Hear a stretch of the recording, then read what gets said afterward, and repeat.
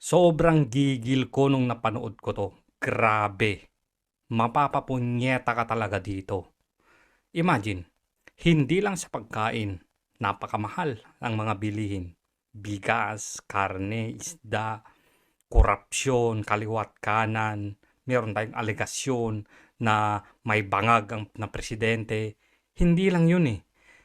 Maski pala dito, sa simpleng bakuna, hindi nila magawa ng tama.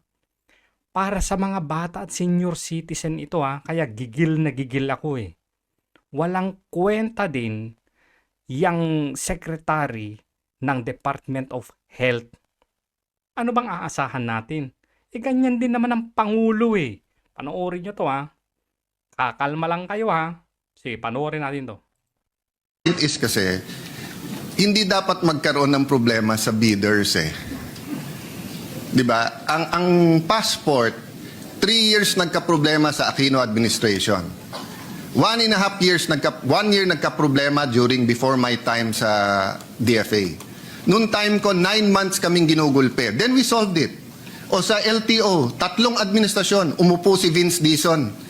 In 3 months na solve niya. Plaka ng kotse. 'Di ba, Senator JV, Senator SP, I think, 'di ba, nung term mo rin yun nung daming problema sa LTO 'di ba, yung plaka at saka yung even lisensya. Na-solve lahat eh.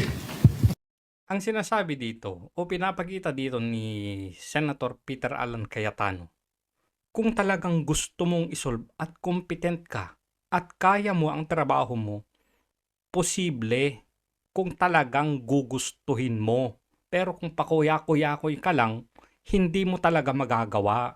Tuloy. 'Di ba? So, I mean, eto, immunization sa mga bata, you don't know how to slap people around. May mga siraulong bidder dyan, naloloko-lokohin yung bidder, di pakulong nyo.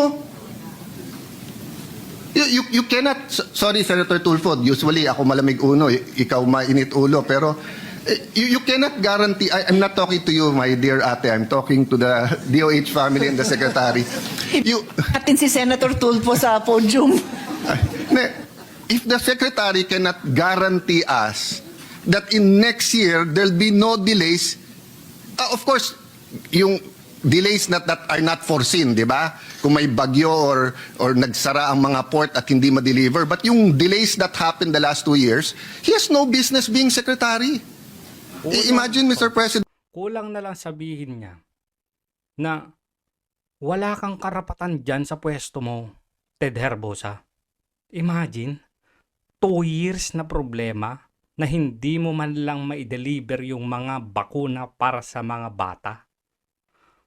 Ano pang ginagawa mo dyan? Nagbigay ng example kanina. In 3 months, 9 months, na-solve nila yung problema nila kasi gusto nila. Pero tingnan mo to mga bata to. Kalusugan ng mga bata ang nakasalalay dito. And yet ngayon sa budget deliberation, hindi ninyo masisigurado na yung vaccination, yung immunization ng mga bata, hindi nyo maipangako? Anong katarantaduhan dyan? Umalis ka na dyan. Wala ka balang kwenta eh. Simpleng bakuna eh. Hindi mo kayang isolve yan? Nung mga bata kami, nung elementary days, kaya naman pumupunta yung mga nagbabakuna sa mga eskwelahan. Bakit noon kaya? Bakit ngayon hindi na kaya? Anong problema? Gusto nyo ba talagang magtrabaho para sa mga Pilipino o gusto nyo lang busugin ang inyong mga bulsa? Ebidensya na to ng incompetency ninyo. Wala na kayong silbi dyan. Lumayas ka na dyan, pinapasahod ka ng taong bayan para pangalagaan, siguraduhin yung kalusugan ng mga Pilipino. Lalong-lalo na to, mga bata to eh. 'Di ba? Sino dyan yung nakakaalala na may mga classmate kang nagtatago o kaya tumatakbo dahil nandyan na yung nagbabakuna. Di ba meron pa nga dyan yung nagbubunot ng ngipin? Pwede naman. Kaya noon eh. Ba't ngayon hindi nyo kaya? Pakawalang kwenta nyo naman dyan. Nanggigigil ako kasi kalusugan ng mga batang pinag-uusapan dito. Pero hindi nyo pa rin maipangako na sa susunod na taon, may implement nyo ng maayos o on time yung immunization, yung bakuna ng mga bata. Anong klaseng mga tao kayo? Anong klaseng mga government officials kayo? Anong klaseng mga trabahador kayo ng gobyerno?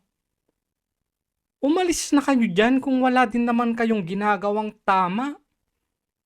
Puro ganito na lang nangyayari sa administrasyon mo, bangag. Puro pabaya. Sabagay, pabaya ka din naman pala. Anak ng tinapa naman. Nakakagigil to.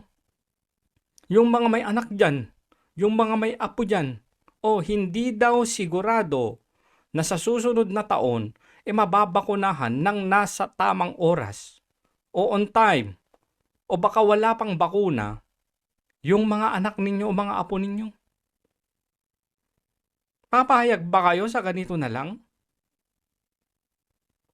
Parang tang nagmamakaawa sa gobyerno na samantalang sana trabaho nila ang magsilbi sa atin. Nakakabwisit. Tuloy natin to. Then, nandito tayo ngayon, 7 p.m., nakikinig tayo, nakailan beses na ang DOH. Hindi nyo magagaranti na bakuna lang, hindi on time. Kita mo na. Nagsusunog kayo ng oras dyan, pinapasahod nga kayo ng taong bayan, pero maganda nga to, na-expose yung mga katarantaduhan ninyo. Buisit. Buisit talaga ako eh. 30% of our kids are endangered of stunting. Ilan sa kanilang endangered dahil nga sa kahirapan dito sa mga sakit na i-prevent ng bakuna. Ang dami natin pinag-uusapan dito, budget nyo, ang laki-laki. Tapos, yung on time lang yung bakuna. O ibigay nyo lang sa Senate. Yung pera, kami na magbibid. Kami na magdi-deliver. Sorry, Senator Tulfo, but thank you for this intervention. But I think it's unacceptable that we do not have a hard answer here that hindi madidelay ang mga bakuna. We're not talking about all kinds of medicines and competing. Ang pinag-uusapan pa lang natin yung routine na bakuna plus sa senior citizen na yung flu. Yung flu lang, hindi natin maano. Kita mo na. Pati senior citizen. Alam nyo, yung flu, importante yan yung anti-flu. Lalong-lalo sa mga senior citizen. Magkukwento lang ako sandali. Experience ko dito sa ibang bansa. Bago pa dumating yung winter, yung clinic ng personal doctor namin, may message na yan. Na ano gosip? Na sinasabi doon sa email, interesado ka ba na magpabakuna ng anti-flu? Kung oo, paki-fill up mo itong form na to. So, pag finilapan mo yung form na yan, after siguro mga 15 days, may message na yung clinic. Ito yung oras mo, ito yung araw ng bakuna mo. Libre. Private clinic. Pero libre. Walang babayaran nada. Pero kami, ang ginagawa namin, eto malupit. Hindi na kami, one time lang, nag-ano kami doon, nagpabakuna kami doon sa clinic. Nag-decide kami na baka kasi nag-schedule sila, hindi kami available sa araw na yan. Sayang naman yung bakuna, sayang naman yung slot, kasi iaano yan ng private clinic. I-order yan sa gobyerno. Gobyerno ide-deliver sa mga private clinic na ibibigay ng libre doon sa mga nagpa-reserve. Now, dahil nga sa baka may pupuntahan kami, may lakad kami, at hindi kami makakapunta dun sa sa tawag dito, sa clinic na yan, sa araw na itinakda nila. Ang ginagawa namin, pumupunta kami, walk-in, walang appointment. Saan, Gossip? Sa health center. Libre ba dong, Gossip? Libre. At hindi lang yan para sa mga senior citizen of all ages. Libre. Wala kang babayaran. Nada. Pagpunta mo doon, ang bilis. Matagal na kung maraming tao, matagal na yung 1 oras. Ilan yung nagbabakuna, Gossip? 7. 7 yung nagbabakuna. Salitan yan. Tsuk. Mabilis. Walang appointment yun ha. Naka-aircon ka.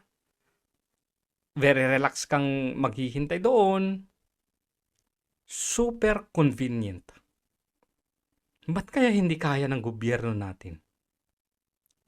Alam niyo bakit? Nasa tao. Nasa tao na nagmamando sa kanyang mga tao. Eto example, Ted Herbosa. Hindi mo kayang utusan o akayin yung mga tauhan mo sa DOH para ano, Gossip? Para may-deliver lang ha, delivery pa lang to ha, yung mga bakuna on time. Sa hearing na to, ang daming na-expose na marami ng gamot na mga pa-expire na. Nasaan, Gossip? Nasa bodega. Ano daw ang problema, Gossip? Bakit hindi may deliver? Logistic daw. Punyeta yan.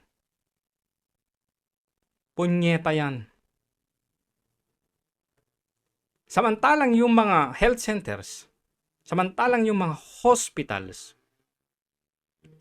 walang gamot. Yung pala, nandun lang sa bodega. Bilyon ang pondo niyan. Mag-e-expire lang, hindi papakinabangan. O kaya, pag malapit na talaga yung expiration, kunyata ipamimigay na yan. Kunwari, mefenamic acid. Pa-expire na. Painkiller yun, di ba? Ipapamahagi ngayon yan. Wala ka namang sakit na nararamdaman. Iinom ka ba ng mefenamic acid kasi mag-e-expire na? May-e-expire na yan sa kamay mo, sa kamay ng taong bayan. Ang sisisihin, bakit nag-expire at hindi nagamit, taong bayan. Yung binigyan. Which is ang problema pala, yung DOH mismo na ibinigay yung gamot na pa-expired na. Pantanga talaga tong gobyerno na to, no? Kabwisit. Yung example na lang, anti-flu. Ilang senior citizens ba ang kaya, pwede namang magbahay-bahay na lang pag senior citizen? Mga bata, pwede. Naalala nyo nung mga bata tayo? May mga barangay health workers na naglilibot. Alam nyo yung parang capsule na na gelatin na tubig ang laman. Pinapatak yun, di ba? Naalala nyo yun, yung pinapatak? Binabahay-bahay yun. Kaya noon. Bakit hindi ngayon? Yung yun doon sa amin, sa Pilipinas. Alam nyo ba, may naglilibot doon na Gossip? Na nagbabakuna ng anti-rabies sa aso, pusa, putang ina. Kaya para sa mga aso at pusa na ilibot yung bakuna na yan. Pero pag sa mga bata, mga senior citizen, tangina hindi nyo kaya, may deliver lang. Nakakagigil ang mga putragis na to eh. Oy, Ted Herbosa, lumayas ka na dyan. Hindi mo kaya yung trabaho dyan sa DOH. Alam mo kung sa mga magaling? Tumanggap ng donasyon mula sa Philip Morris na ambulansya para sa proyekto ni First Lady Lisa Marcos. Buwisit ka.